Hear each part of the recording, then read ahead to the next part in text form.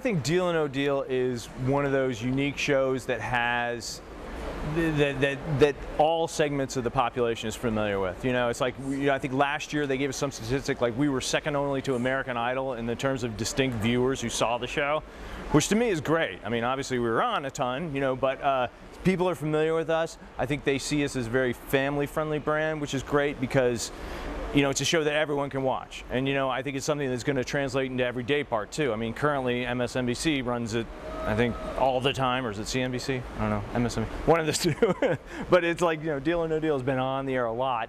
And I think it's one of those easily digestible shows, but it's also something that I think is fun because it's like, I think of it as like sticky.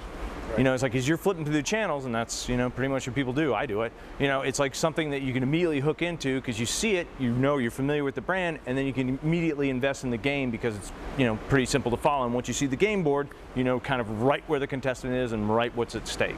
The changes we made for the daytime version of the show have been going great. Behind me is our lovely deal wheel, which kind of selects the day's contestant, and that's introduced a lot of energy, like right from the get-go on the show. And when I'm briefing contestants, I mean, the main thing I tell them in the difference between the daily version and the primetime version is pace.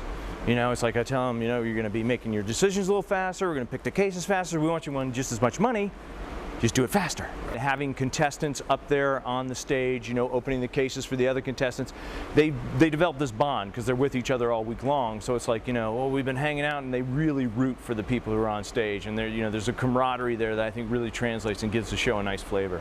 I have been in game shows. It's kind of like one of those things I didn't really, you know, see it as like, oh, this is what I'm going to do, but it's kind of been, this is what I've done. So yeah, I've been involved in game shows and in syndication for many years. The first show that I did was a game showish thing. It was a dating show called Studs, and that was in syndication, and it was a lot of fun. And I think that maybe, I don't know, you know, hopefully I've found the place I'm supposed to be at, but I just think these kind of shows that you know, offer people the chance to better their lives in a fun way, you know, in an exciting way. Things don't always turn out as great as you'd hope, but, you know, at least you give them the chance.